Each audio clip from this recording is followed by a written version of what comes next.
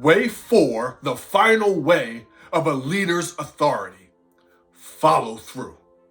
Now, you may hear in my videos and in my books that I say follow through a lot because it's my favorite thing of everything. Because without follow through, none of the other stuff matters. Now, there's going to be 2 types of follow through when you have and wield your authority as a leader. The follow through when you're right and the follow through when you're wrong. See, the follow through when you're right is when you see something, they say something. At some point, inevitably, you're going to see an employee, a person, perhaps even another leader doing something wrong, saying something wrong. And that may be unintentionally or intentional. Believe me, there are some employees out there actively trying to get fired. When you see something and don't say something and follow through with, addressing the situation, knowing how much authority you have, following it up through with your leaders to say, hey, this is happening. This is how I plan on dealing with it. If you don't hear from me, all is well. If you do hear from someone else because of what I did, this is what's going on. Protect your leader's blind side as a leader. When you see something, say something is so important because your other people are watching.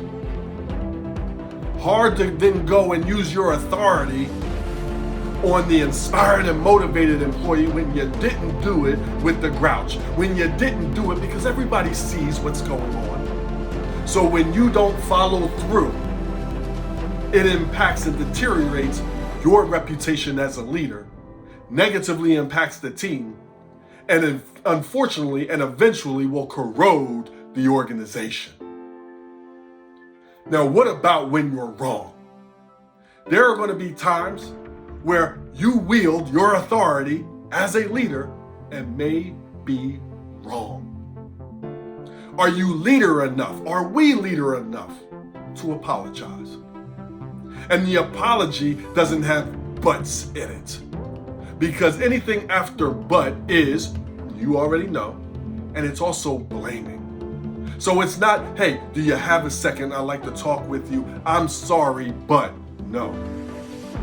I wanted to talk with you and I wanted to apologize. Pause, no but. I did this the wrong way. I said something that I thought I was right and I was wrong, and that won't happen again. Moving forward, I'm going to make sure that I do this and check with this before I come to you with this. Is there anything else that you need from me moving forward? Now, feel free to make that your own language and in your own words. The thing is, when we wield our authority and we're wrong, are you leader enough to apologize? Think about a time where someone had authority and apologized to you and they didn't have to. And whether that's a parent, a boss, a police officer, something or someone in authority did something wrong and thought enough of their leadership and you to apologize. Allow your people that gift as well. Guys, thank you so much for following along this series of A Leader's Authority, the 4 ways to best wield and yield your authority. So quickly recap, request clarification. That's way number 1. Know how much power you actually have to yield and wield. What's the process that their leaders and higher up would like? What is the disciplinary process? Do you have voting power for things that are coming up down the line? Next is introductions matter. Way number 2. When you are new to a team or recently promoted, request that your higher ups introduce you. It's great if it could be physically done. Great if it could be done over Zoom. It may be over email. However it is, it's always better to do it live or virtually in that virtual call. Let them introduce you by what their vision is, what their vision factors are, why it's you that got the job. Obviously, your name and then also how far your authority expands. That will do those three things for you. Remember, it will reduce your anxiety, enhance your credibility, and set expectations.